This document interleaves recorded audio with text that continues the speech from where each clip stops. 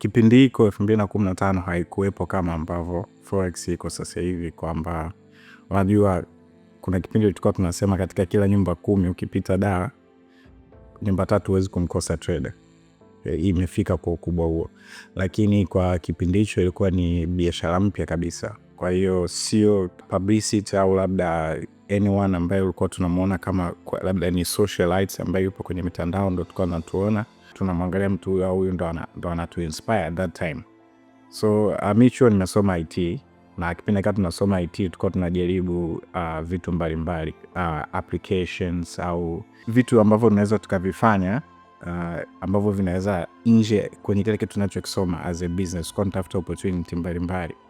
So one of our friend akawa ameshare the forex trading kwa kipindi hiko, ambayo ilikuwa ni kubwa sana South Africa 2015.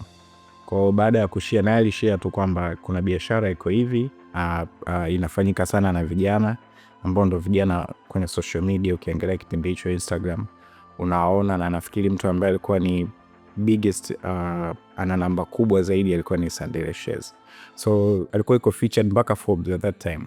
Kwa kwenda kusoma historia yake, naye alikuwa amezungumzia historia yake kwamba ametoka tu kwenye maisha ya kawaida, alifahamu biashara akiwa iko chuo na nini.